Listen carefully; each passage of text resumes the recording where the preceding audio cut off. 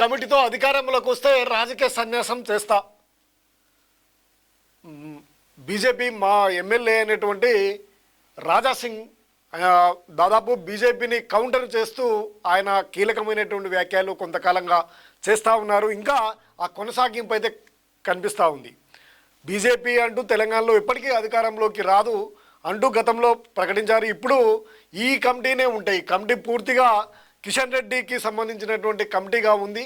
ఈ కమిటీ వల్ల ఎట్టి పరిస్థితుల్లోనూ అధికారంలోకి రాదు. ఒకవేళ వస్తే నేను రాజకీయ సన్యాసం చేస్తానంటూ ఆయన సంచలన వ్యాఖ్యలు చూడొచ్చు. బీజేపీ ఆఫీస్ బేరర్లను ఎవరు నియమించారు? కిషన్ రెడ్డి రాజీనామా చేస్తే నేను రెడీ, స్వతంత్ర అభ్యర్థులుగా పోటీ చేద్దాం, ఎమ్మెల్యే రాజాసింగ్ సంచలన వ్యాఖ్యలు. ఇక కిషన్ రెడ్డి రాజీనామా చేసి ఇద్దరం కూడా రాజీనామా చేద్దాం, ఇండిపెండెంట్గా పోటీ చేద్దామంటూ ఆయన సవాల్ విసురుతూ ఉన్నారు కిషన్ రెడ్డికి. గోష్మాల్ ఎమ్మెల్యే రాజాసింగ్ మరోసారి సంచలన వ్యాఖ్యలు చేశారు. ప్రస్తుతం బీజేపీ రాష్ట్ర అధ్యక్షుడు రామచంద్రరావు రబ్బర్ స్టాంపుగా మారారని విమర్శించారు.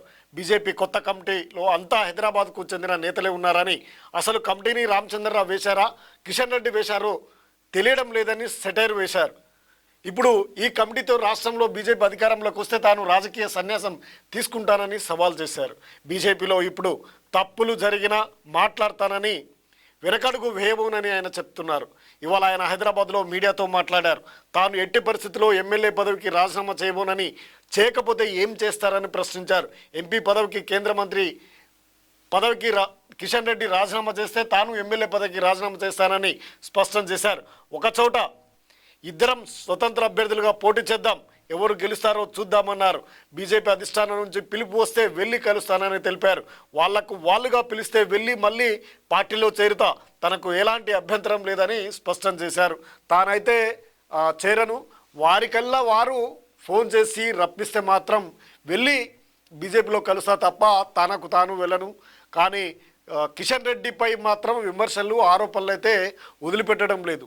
దమ్ము ఉంటే కిషన్ రెడ్డి కేంద్ర మంత్రి పదవికి ఇటు ఎంపీ పదవికి రాజీనామా చేసి ఇద్దరు స్వతంత్ర అభ్యర్థులుగా పోటీ చేస్తే ఎక్కడి నుంచైనా పోటీ చేయడానికి సిద్ధమని, ఆయన కాక అలా వస్తే నేను ఆయన మీద పోటీ చేయడానికి సిద్ధంగా ఉన్నానని కూడా చెప్తా ఉన్నారు. బీజేపీ అధిష్టానం పిలిస్తే మాత్రం అక్కడికి వెళ్ళి కలుస్తాను, వారు కోరితే చేరుతాను తప్ప నా అంతటగా నేను చేరే ప్రసక్తి లేదంటూ కూడా ఆయన ఘాటైన వ్యాఖ్యలు చేశారు. బీజేపీ ఎప్పుడు తప్పు చేసినా దాన్ని అది వదిలిపెట్టను, ఎప్పుడు విమర్శిస్తూనే ఉంటానంటూ ఆయన ఘాటైనటువంటి వ్యాఖ్యలు చేస్తూ ముఖ్యంగా రామచంద్రరావు రబ్బర్ స్టాంపుగా మిగిలారు తెలంగాణ రాష్ట్ర అధ్యక్షుడు అని కూడా ఆయనపై బలమైనటువంటి వ్యాఖ్యలు అయితే చేస్తూ ఉన్నారు.